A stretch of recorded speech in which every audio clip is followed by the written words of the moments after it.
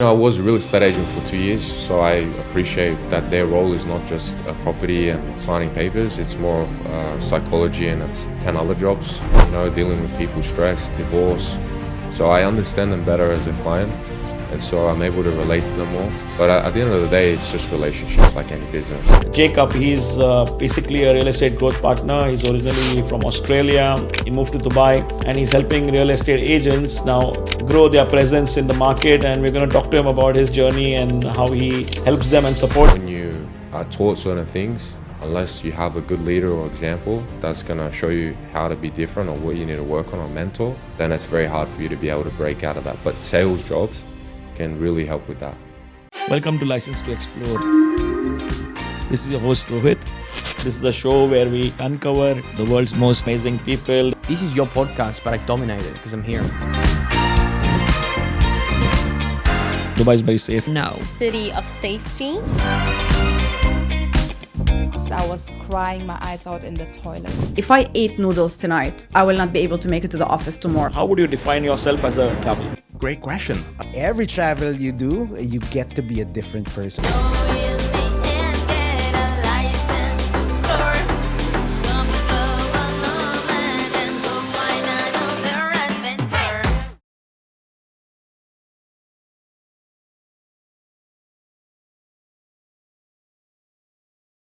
Welcome to License to Explore with your host Rohit. This is the show where we talk to our guests about their travel journeys and their travel stories. Today we have a very extremely special guest in our show, Jacob. He's basically a real estate growth partner. He's originally from Australia. He moved to Dubai and he's helping real estate agents now grow their presence in the market. And we're going to talk to him about his journey and how he helps them and supports them. Jacob, welcome to the show. Thanks for having me. How are you today? Excellent. How are you? Good. How was your day? Beautiful. Not too hot yet in Dubai. Yes. It's getting there. It's been a busy day. It has, yeah. A few Great, meetings, great. yeah. So, Jacob, normally we always ask our guests this question that, when did you actually start traveling, or when did this travel bug start with you? How did that happen? Yeah, so about 4 or 5 years ago, I got inspired by a young entrepreneur who's traveling the world, making money. And for me, I was always looking at corporate or studying as the way out or the way for my future. So that showed me a new angle and a new opportunity. So no one was doing it. I saw this young guy just traveling the world, making money. I thought, well, that's what I want to do. So Wow. now we're here. So, young entrepreneur inspired you to travel, and now you travel the world thanks to the inspiration. That's great.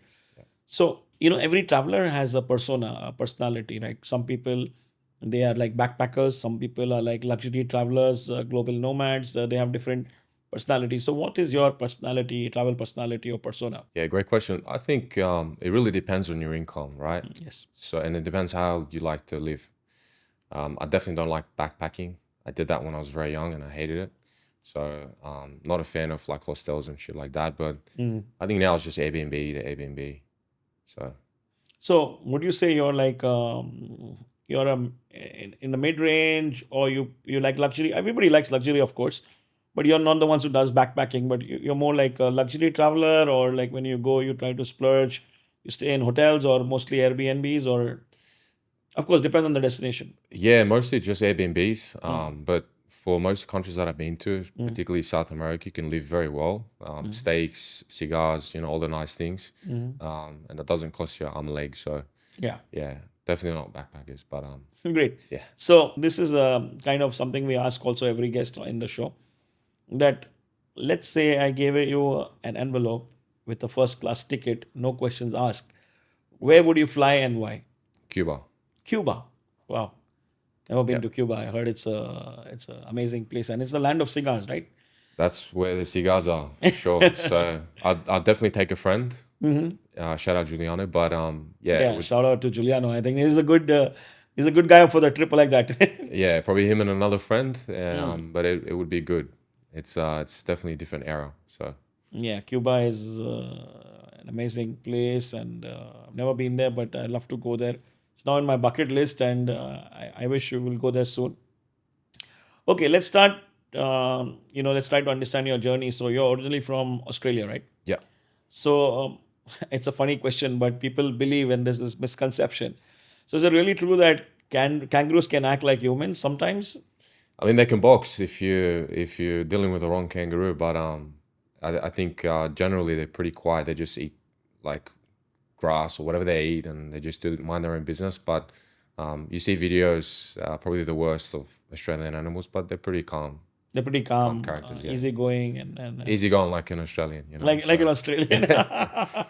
No, I had the opportunity to visit Australia 2 years in a row, and I was traveling. We had an office in one of the companies I used to work for in Melbourne, just in Bandura, Yeah. near the universities. So I really enjoyed my time there, and I did experience some stray wild kangaroos just on the street. It was kind of very amazing experience. So again, now to be honest, a lot of people also think this kind of misconception thing is there in people's head that Australia is so vast, it's so big, and it's really a giant desert. So is that really true, or how would you describe Australia in your words, being someone who comes from there? I think it really depends on what city. I come from Sydney, probably one of the busiest cities aside from Melbourne, and it's very developed, very modern. But if you go to places like, there's a state called Northern Territory, there's shit all there, like there's nothing. So it really depends on the city. But Right. if you go to Sydney or Melbourne, definitely you'll have a good experience, and best beaches in the world, in my opinion. So Right. yeah. So yeah, the big cities like Sydney, Melbourne, it's people think it's like Australia, the big desert surrounded by water and beaches.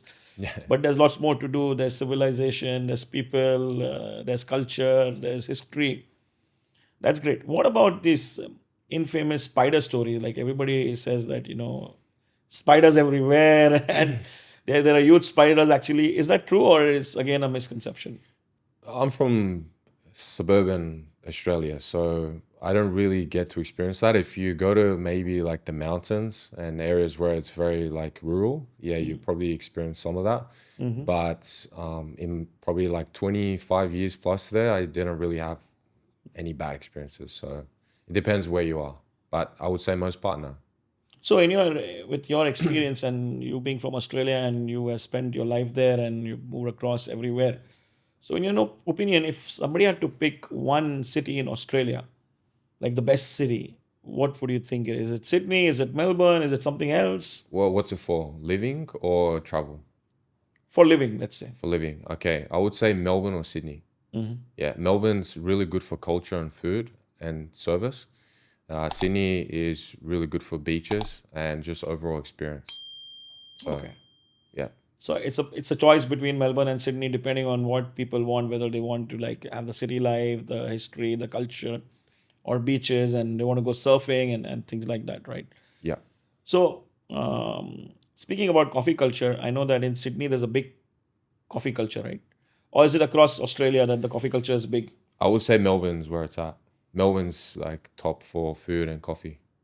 Right. Yeah. Sydney's all right. But So what's the difference between the coffee that you get there and here? Like you've had coffee here in so many places. I think it's not bad, but I think if you go to certain parts of Melbourne, people are very passionate about it. Like I see a barber here in Dubai, and he's an artist. Like he cares, and he's always like looking at how it's gonna form, and like just not your standard, hey, come sit down, I'll cut your hair for half an hour and piss off.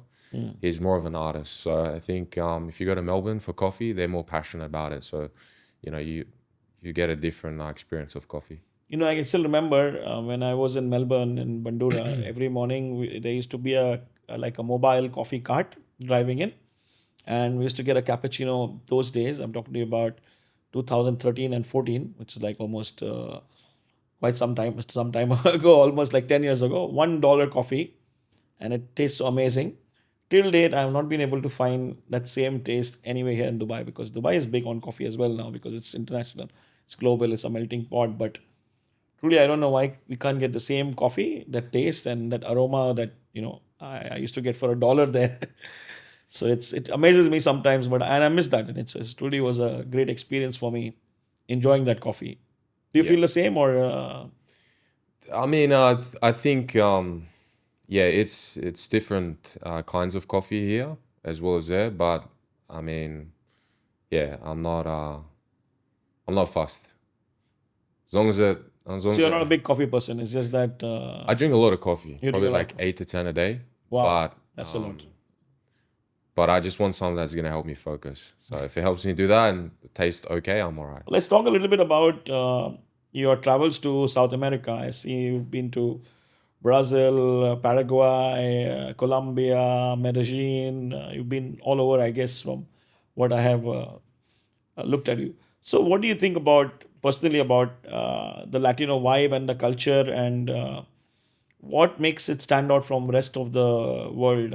What do you think is really the key difference? Yeah, Latino people are very, we say they're cariñoso. Cariñoso is Spanish for like very loving, but they love you with their soul. So like everything from animals to food to, hospitality, they're very loving people. So I think if you get a chance to go there, you will experience that, especially in a place like Colombia. So the culture really, I feel more Colombian than Australian, to be fair. It's Really? yeah, the culture is really brushed off.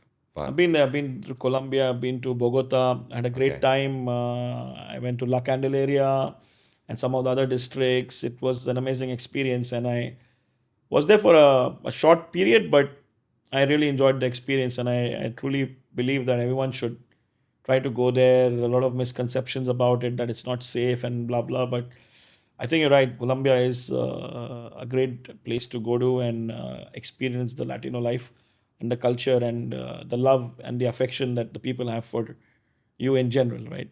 yeah, So I'm sure you partied across Latin America. Never. No, you Of don't course. party. You're not a party person. of course, of course. So tell me about Brazil in particular, and how is the party scene there, or what's Brazil like? Yeah, Brazilians, I mean, Latinos love to party.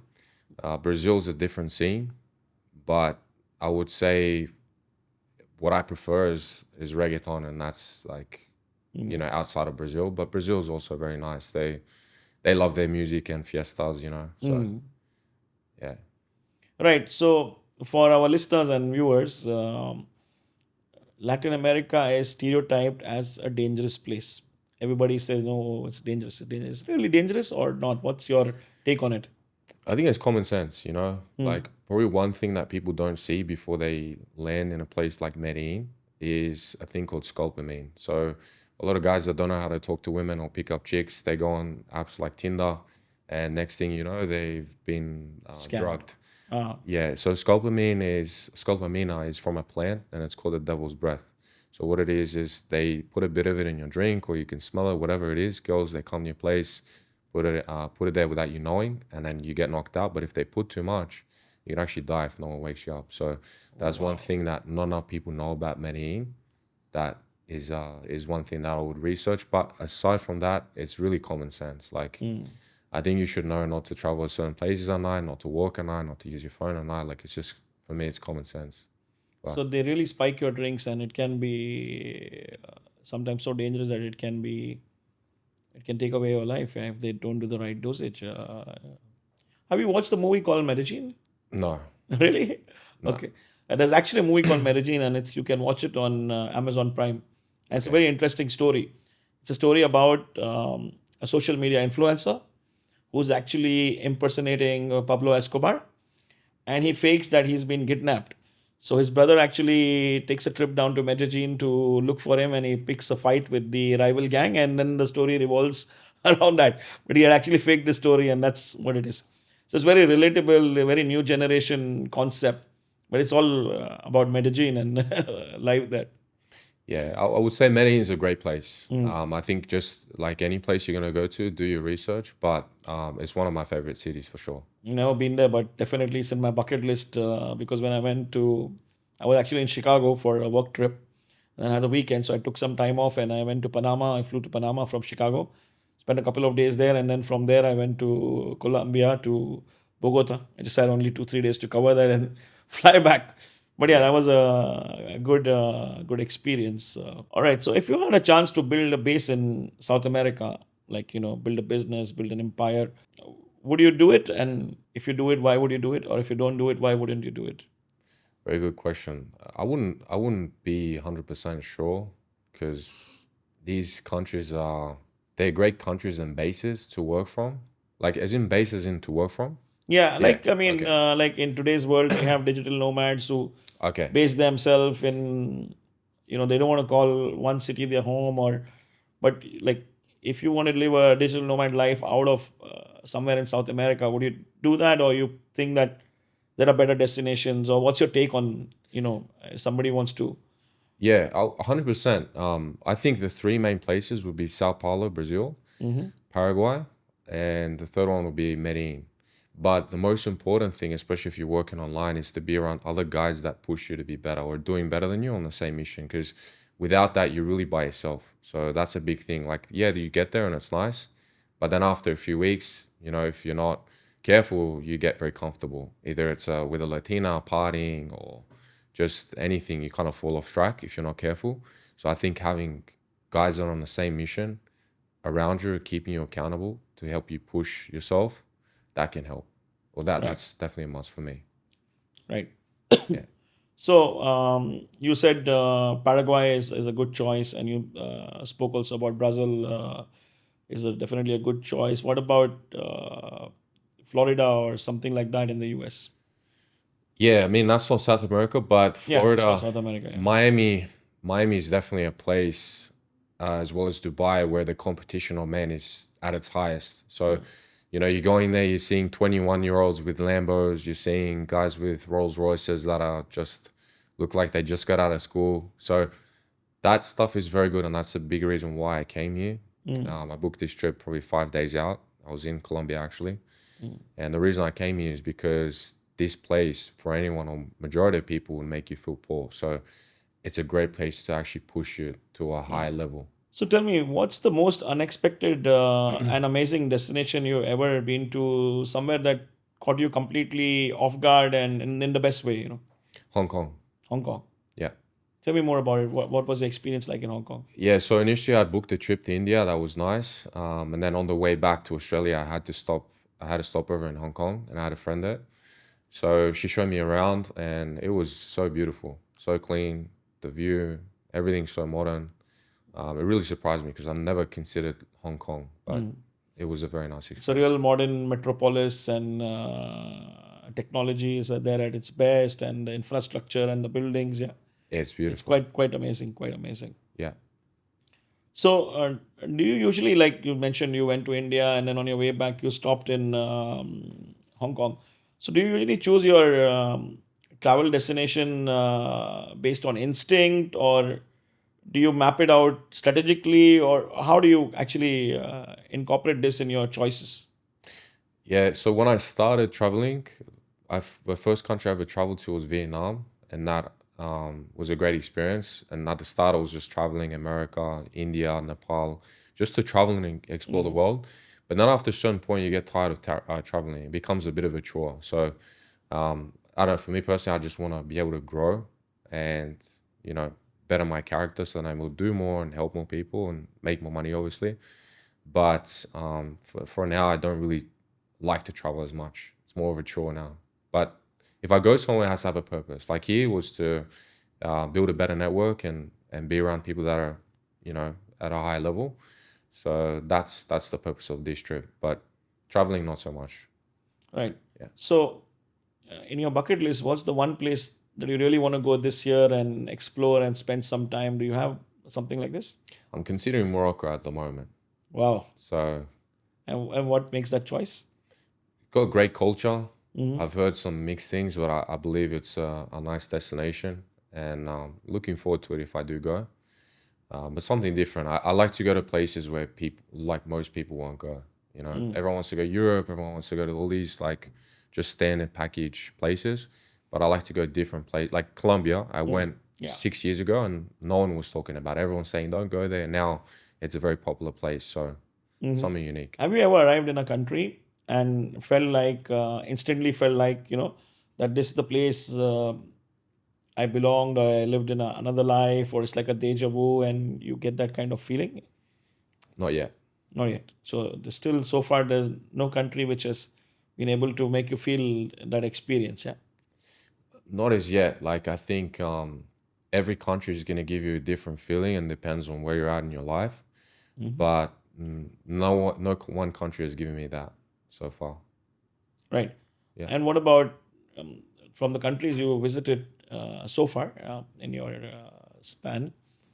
Which is that one country where you felt like it's like a really a cinematic experience with breathtaking views and amazing, scenery and sights? I can't put my name on one, but I will say Dubai. As soon as I got here, when I was on the cabin on the way to where I was staying, like you just understand that this is the future, and that was still very early, but this is where the future is gonna be. So Right. So when you yeah, travel, do you indulge in a lot of eating out and food and local culinary experiences? yeah, for sure. So what do you like? Do you like street food, or do you like luxury restaurants, or what's your kind of When I started traveling, it was street food and just trying everything, but now it's more of restaurants and a little bit of like local culture. great? In Yeah, Dubai, have you tried some cool places? I've been to Old Dubai. Mm-hmm. That was interesting. I tried Dubai chocolate, Oh which was wow, pretty good. But you you like can't eat it? too much of that because you have to work it off later. So Yeah, yeah, yeah. It's too much calories. You need to burn it off and back in the gym. yeah, Cool. So let's talk about some. Since you have traveled a lot and you're well experienced, let's talk about some travel hacks. so So, what's a travel hack that you think most people don't know about, which you use in your travel experiences? to save money, or what's the purpose of the hack? It could be anything. The purpose of could be anything, but Okay, it's a hack that you frequently use and a lot of people don't know about that you want to share with the people. I would say sharing your journey on like just building a personal brand on social media, because I've made a lot of connections from people that I've never met in person, but have somehow connected through online courses, mentorships, or just follow me somehow. So I think building a personal brand and sharing your story as you go is definitely an important way and a bit of a hack to meet people and people to kind of connect with you, similar people on a similar frequency or mindset, for you to be able to build relationships without actually meeting people. So that's definitely a big one for me. Great. I think it's very interesting because I remember a similar experience. Once I was, suddenly I was in Canada because of a accidental trip. I was not supposed to be there. My flight was diverted. I just posted on Facebook a picture that, hey, I'm here in Canada. And suddenly I got people that I knew who were living there getting in touch with me. Where are you? And we're here and we can catch up and let's meet. So, right, by posting on social media, it opens some unexpected territories or expected experiences, which is kind of what something I can relate to based on what I personally faced as well. So, how about booking your flights? Do you have some hacks for booking flights? I just jump on Skyscanner mostly. I've been doing it for the last few years. Skyscanner, find a flight with a decent airline and then just book it. Yeah.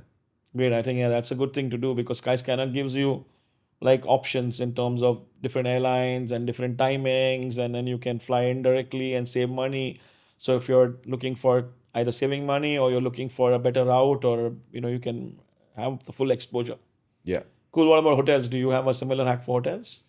No, but I've heard that if you use certain credit cards, you can like get into hotels and things for much cheaper or for free sometimes. So Yeah. I've heard that's a good hack, but I haven't Correct. used So that yet. a lot of cards, and especially there are co-branded cards. Like in Dubai, Emirates NBD has a co-branded card with Marriott Bonvoy. So if you get that card as a signing bonus, you get a lot of points, which can be redeemed for free nights. And every time you spend anything on that card, you start accumulating points, which are kind of linked to the hotel loyalty program. And then that's a good hack. That's a good way to do it. And there's a lot of other options in a similar way. But I would use that hack, and that always helps you get a lot of free nights. And it's always good to get a few free nights during the year for your stays and for your vacations. Yeah. What about packing? Do you have like any packing formulas or a specific way you pack for your trips? Just chuck it in and zip it Just up. chuck it in and Chuck zip it it. in, zip it off and go. Cool. Let's talk about your chapter in Dubai. It's a very new chapter, I understand, and you're just starting your Dubai journey. It's early days, but so far, have you faced any challenges, especially with the Dubai real estate market, that you're involved in this mentoring and coaching of growing the agents in this city? Yeah, I mean, I've worked with a few people here to bring them international buyers, different ball game compared to most of my clients, which have local buyers and local sellers. Here it's just international buyers, but you're coming from Germany, from Turkey, from everywhere in the world. So it's a different ball game. I'd say it is a different challenge. But again, it comes down to content and building your personal brand. That's never gonna do worse for you. So if you can do that, it's almost like here you have to, otherwise you're invisible, right? So like building a personal brand, adding value to potential buyers, just giving them free value and really sharing tips about Dubai will help a lot. So in terms of your the growth aspect that you actually focus on with the real estate agents, and you're also known as the savior of the real estate agents. Did this journey actually begin in Australia, and how do you compare the Australian real estate market? Because from what I know, that Australian real estate market is very, very organized. From my knowledge, I may be wrong. Compared to here, Dubai is like, I think it's a new real estate market. It wasn't so prominent or so predominant the way it is today a few years ago, and Yeah, I would say Dubai seems like it's just something that keeps going up. It hasn't had its phase where it's kind of plateaued. And I still think it's very, very early and still very cheap here. Whereas with Australia, New Zealand, those markets, they're cyclical. So you'll see them come up, come back, come up again. But Dubai is somewhere where it hasn't really stopped yet. So, I would say that it's very cyclical across the Western world. But here it doesn't seem to stop, and I don't think it will. So let's see. so in terms of your own persona and what you do in terms of being the savior of the agents, so what drives you more today? Is it the mentoring others to win, or is it seeing them close deals, or what's kind of like your kick when it comes to this kind of scenarios? Yeah, I mean, I was a real estate agent for 2 years, so I appreciate that their role is not just a property and signing papers. It's more of psychology, and it's 10 other jobs, dealing with people's stress, divorce. So I understand them better as a client, and so I'm able to relate to them more. But at the end of the day, it's just relationships like any business. So if you can really just care about your client, it's going to help you go further for sure. Right. So let's be honest, this industry, I don't think is meant for the faint-hearted people. So what do you feel is the biggest mistake real estate agents make in Dubai consistently, that kind of holds them back, or they face failure, and what's kind of your take on that? Yeah, three big things. The one thing that I see up front is that a lot of agents see this glamour and like lifestyle before they get here. But what they don't understand is that 80% of real estate agents who start after 3-4 months, they're gone. So not many people make it. And there's two reasons for that. One is that they don't have the training to be able to bring in their own leads or create their own content. So they don't know what they're doing. They don't have a blueprint.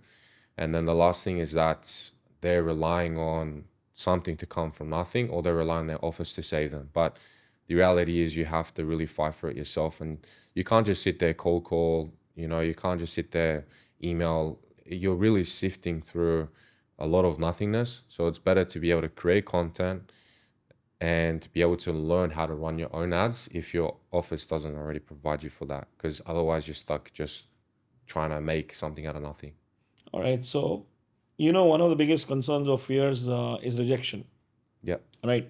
So can someone who's afraid of rejection still succeed in the real estate industry, or what's your take on this?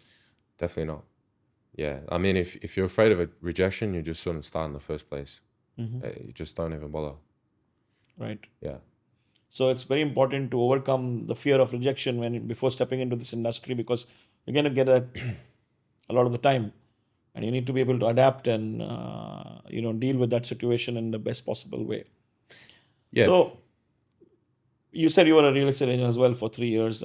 What was the most painful lesson you learned on the job, and how did it help you evolve? So before I started in real estate, I subscribed to like anxiety and had a lot of disbelief because I had a lot of old conditioning from how I grew up and my experience. So for me, that job was actually really a real game changer for me, because it allowed me to build my own confidence and to break out of that mindset so that I could actually become more confident. Because, when you are taught certain things, unless you have a good leader or example that's going to show you how to be different or what you need to work on or mentor, then it's very hard for you to be able to break out of that. But sales jobs can really help with that and personal development.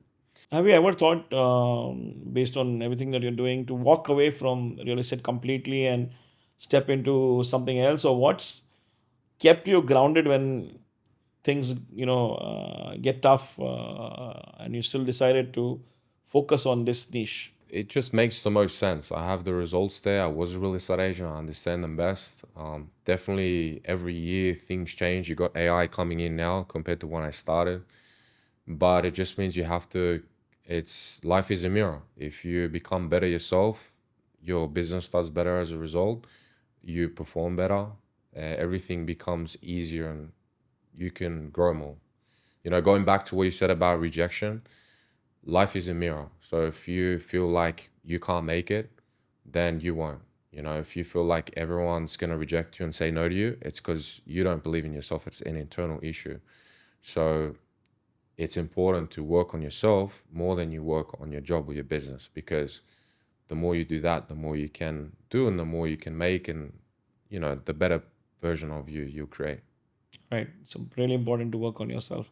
Yeah. So in a city which is known for excess like Dubai, and also excellence at the same time, like, the best infrastructure, the best building, the best project, how does a real estate agent truly stand out in this dynamics without losing their authenticity?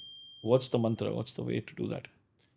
I would say look at what people are doing and try and be different to what they're doing, but also take some examples from what they're doing and try and put your own spin on it, right? Because when someone buys a product or invests in a service, they're buying into you first. So if you're able to build trust with people and give value, the law of reciprocity, people are going to find a way to want to give back to you. So I would say be different, create your own content, see what other people are doing, use it as inspiration and just create your own content. So if someone is a new agent and aspiring to be one, what's one unconventional strategy or philosophy that you would guide them with? So for them to be different? Yeah. Yeah. For them to stand out and be successful in this career path. I would just say be consistent and see what other people are doing and just try and put your own spin on it. But try to be different from everyone. Like if you look at here, you got the most competitive market for real estate, in my opinion. Right. If you look at places like Australia and New Zealand, they're very behind on content. A lot of people, when they do a listing property or they have a new listing, hey, here's my new listing. Welcome to your new home. It's the same garbage. But if you're able to be different, like most agents here, you really stand out. Like one video I seen, a lady, she done, it's a very nice villa here. She was selling it. She's like, is your wife mad at you? Buy her this. And then it opens the door. She's in the property. She's living. It's very smart and very quirky, but it sells. So that means you say that today's real estate agents or the new real estate agents today, they're more like creators. They are more like content creators because they need to show things in a different way and a different perspective with the authentic voice, intrigue the people, hook the people. And that's kind of what will actually help them grow their business and get more connections and more leads and more opportunities. Yeah. Would that be something you would connect with? Yeah, business is sales and marketing. If you don't know how to market, then you're not going to bring any new leads in. You're not going to get people to be interested or follow you in your journey. But marketing is just as important as the sales aspect. You can't sell to anyone that you haven't marketed to or that doesn't know about you. Since you started your career as an agent and now you are like the savior of the agents. So early in your career, what's something you believe really, really early in your career that you have completely unlearned today, or you have completely gotten away from that learning and the new, the fresh thought which has come in? Is there something like that? Yeah, I would say going from unconventional methods of cold calling and door knocking to actually just building a system through AI that can work for me instead, and content that works for me instead. So those two things weren't really existent at the time when I was working real estate. Now it's like a must. Right. So what's your take when we spoke about, the new generation is all about content now? TikTok property scene is a big proof. So what's your honest take on the viral real estate trends on TikTok? I think there are many agents dancing in penthouses and flashy drone shots. and high production videos. Do they help the industry or do they hurt it? I mean, these days, if you have attention, most of the time, it's helpful. You know, you rather people know about you than not know about you. Right. But you don't want to have it in the wrong way. So there's got to be some kind of limit. Right. Talking about limits, so how do you personally balance being presentable online without feeling like you have to perform or go viral or to stay relevant? How do you mean, like, without having to create a lot of content and be viral myself? No, I mean, okay, creating content is fine. That's kind of part of the strategy today for agents to like be out there and show themselves. But what's the right balance between the online presence without feeling like, you have to really perform or put in a lot of effort to go viral? So the virality formula. Okay. I would say that you have to do what's different, you know, like doing the same thing everyone else is going to do is not going to get you views. It's not going to bring you new eyeballs. It's not going to get you viral. So you definitely have to be unique in your own way. Right. So, I mean, from what I have seen and what I've heard, is Dubai really today the best city in the world for real estate? To buy or to sell? I would say Dubai as a city.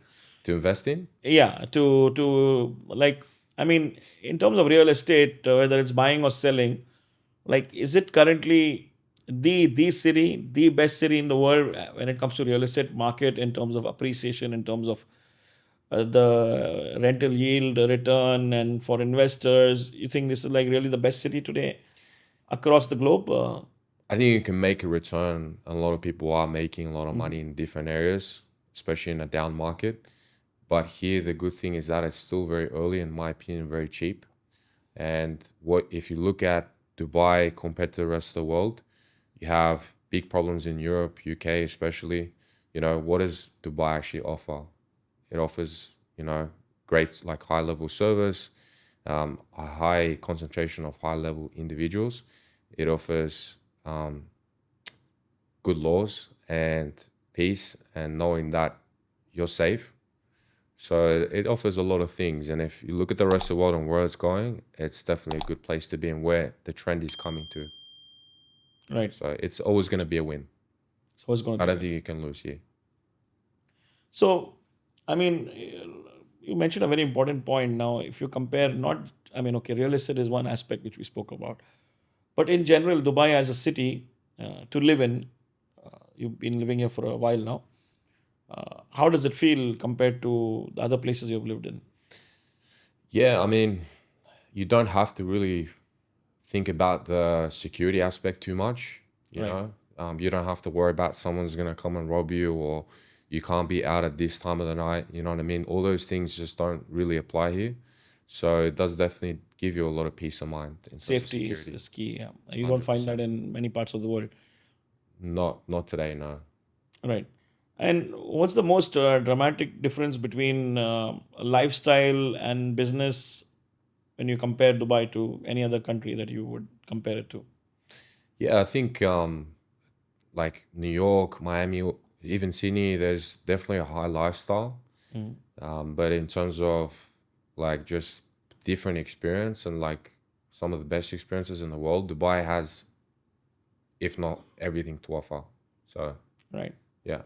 So between USA, Europe, and Middle East, these are like completely different cultures and completely different way of life and lifestyle. And you have spent time, I believe, in Europe as well and USA as well, right? More in you spend a lot of time in USA and Latin America. Yeah, I've most of my time's been in South America, a little bit in US, about 7 years ago.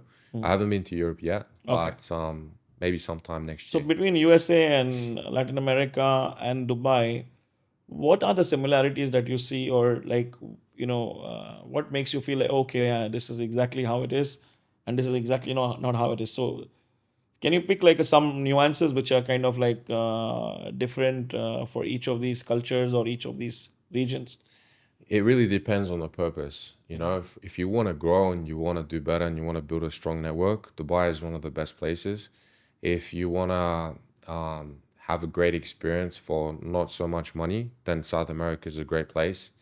and also to find quality women. But USA is just, it depends on what city you go to, If you go to Miami, yeah, like it's like Dubai, right? You get young people driving in, luxury cars, just high frequency people. Dubai offers that as well. And then South America is more chill, more enjoying life type vibes, yeah. So for our audience and listeners, if somebody wants to, understand more about what exactly you do in terms of mentorship and coaching and how you're the savior of the real estate agents, can you talk a little bit about that? Yeah, so where they can find me? Yeah, no, like what you do, Okay, what you what I do. specifically do to, Yeah. to have that crown of being the savior of the real estate agents. So what exactly you do in terms of being their savior, and a little bit about your coaching, your mentorship, so that they can understand what you offer in terms of your services that you provide. Amazing. So the big problem that a lot of real estate agents have right now is that they have to hire a marketing agency. So whether the marketing agency does good or bad, these real estate agents, once these marketing agencies are done, they don't have the skill to be able to bring in their own opportunities or create their own content or have a blueprint to do either, right? So that leaves a gap. So what I do is I actually come in, help upskill the agent so they can bring in their own quality opportunities, sellers, buyers through content or paid ads. So they can actually do that themselves without needing to have another marketing agency.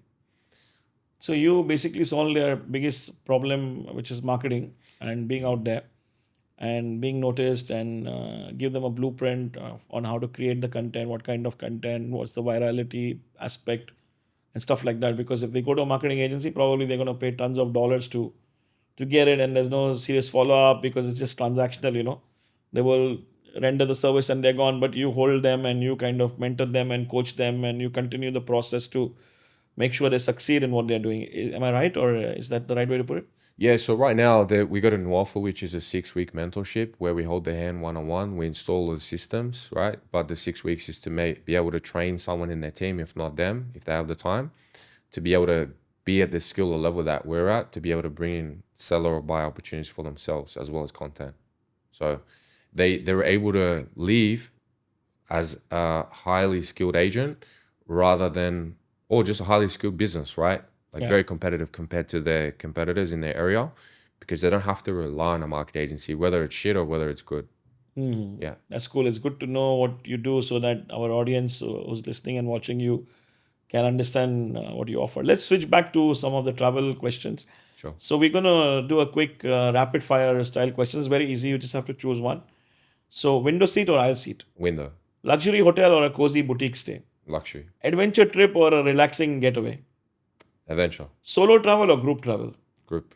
I felt that you seem more like a group travel person, because you did mention that when you go to that trip, the first class trip, you would probably bring in Giuliano, and shout out to Giuliano and a couple of other guys maybe. All right, sunrise flight or red eye overnight flights? Red eye. That's good, because you go overnight, in the morning you're fresh and you can enjoy the experience, right? You never really sleep on a plane. Like, it's very hard to sleep on a plane, for me at least. Yeah. Some people can't just do that. All right. Planned itinerary or a spontaneous trip? Spontaneous. Awesome. Mountains or beaches? Beaches. Big city or off the grid escapes? Big city. Backpack or suitcase? Suitcase. 5-star restaurant or street food? 5-star. Okay. Now we're going to just stir it up a bit. So we're going to talk about would you rather type of questions, right? Done. So would you rather be stuck at an airport for 24 hours or lose your luggage for a week? Lose luggage. So you don't mind your luggage being lost, but you don't want to be stuck at one lost place. clothes. You can buy new clothes. Yeah, no problem. Okay. Only visit tropical beaches or snowy mountains for the rest of your life? Beaches. Okay, cool.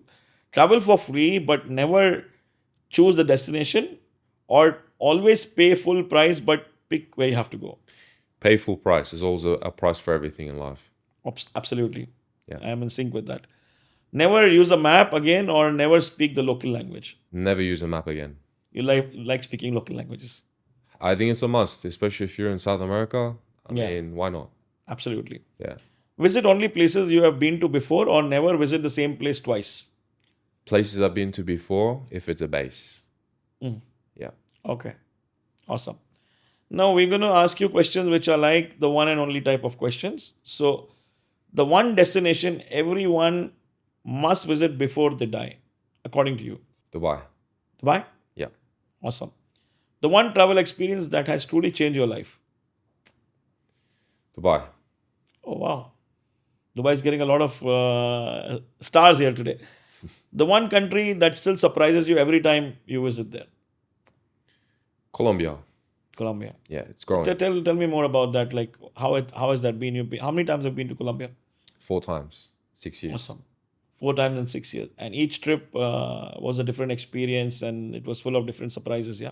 Yeah, I mean, I would say when I first got there about 6 years ago, it was better in the way that there was less gringos like me or foreigners. So it was more of a local experience. But the restaurants now are much better than back then. But, you know, there's no light without dark. So there's a lot of bad things that have gone as well. But with that, there's a lot of good things. Better experience, better service, better restaurants. Awesome.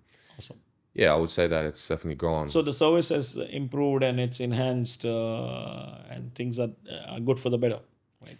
Yeah, I mean, my first experience in Colombia wasn't luxury, but now it's definitely good. I don't think it was bad before. I just think that the restaurants that you can go to now are very nice, Awesome. much more improved. And for those of who haven't heard, I'm sure everybody's heard gringo is a popular term for outsiders or foreigners in the Latin culture, right? So Yeah. anyone who's, I think it's mostly used for white guys, right? It is. I'm half white, so I can use it, you know? Right, but it's mostly like, oh, he's a gringo, right? It's like kind of stereotype or outcasting someone, Yeah. right? Okay. The one thing you always buy as a souvenir when you travel, Nothing. you never buy any souvenirs.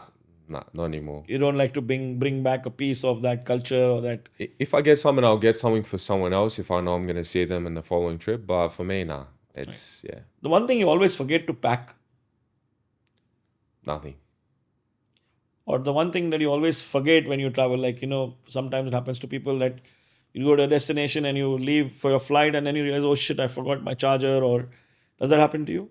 No. I believe you got to be a professional, you know? So never forgot anything. All right, sounds good. Cool. So, I wanted you to share with our audience more about personal development. Like when they work with you in the 6 weeks mentorship program, does it involve personal development, and is personal development part of your strategy when you are the savior of these real estate agents? I would say it definitely gets them out of their comfort zone. But one thing I may offer in the future is to be able to help just everyday people who work a 9 to 5 in countries like Australia be able to have an opportunity to create their own freedom through a business like what I have, which is a growth agency. So that's something I'm definitely looking at. But I wouldn't be here if I didn't work on myself so much. You know, people don't understand is that personal and business is connected. You know, there was a time where I had a breakup and I destroyed myself, and my business went like this too. So everything is connected. The better you become, the more capable you become to create more money, to help others. And as a more capable man or human being, to be able to help those around you as well. So going back to the point where you have to work on yourself more than you work on your business, or more than you work on your job, I should say. So what you're saying is that the person running the business or the person leading the business, whether it's a solopreneurship or a company with many people, it's very important aspect, personal development, because the more developed the person is, it helps the business grow faster. And is that what you're saying, or 100%. do I get you right? Yeah, like if you compare two people, right, and they both started the same business, right, they both had work ethic, but one hired a mentor, and the mentor gave him the right blueprint, taught him what to do, habits, maybe books, things like that. He would save him from a lot of mistakes, and he'd be able to guide him to the right destination better than if you had someone who didn't have a guide. Let's say you're climbing Mount Kosciuszko, some mountain in Nepal. You're gonna be better with a mentor, right? So if you have someone who's walked the path, then it's a much easier path for you. And that's just part of personal development. That's probably the quickest ROI you can invest in. Awesome. So personal development is something you plan to launch as a future program Definitely consider. in what you're doing. Apart from just being the savior of agents, it kind of gives you a broader area to operate in and offer your mentorship programs to a lot more people. And especially, I think you mentioned, did you say that more focus on Australians, or you would keep it open for anybody, or just kind of what's your vision behind that? Yeah, anyone in the Western world. I think a lot of people, especially me, I was sold a dream that you had to study at uni, you have to go get a career, but I think you're sold these things by the Matrix, right? So it's like you go become a work rat and that's your life, right? This society tells you get married, get a house, all these things, but who's really selling you that dream and how does that actually benefit you? You know what I mean? So it's more about thinking for yourself and being able to create your own future and deciding from yourself. But you don't have to be an entrepreneur, but definitely work on yourself is going to allow you to have more opportunities and better quality opportunities in life. Awesome. It was great talking to you, Jacob, and you really crushed it. And You as well. it was an amazing talk. Where can our listeners and viewers find you on social media? Do you mind sharing your social media handles so they can follow you? Sure. So my Instagram handle is Jacob, Jacob, Muirr, my last name. So Muirr. Great. So please follow Jacob on social media, on Instagram. And if you also are one of the agents in Dubai or anywhere in the world and you want the savior of agents, Jacob is your man to go to. And it was great talking to you and it was great having you here. And I hope to keep the connection on and continue our discussions as you launch your new programs.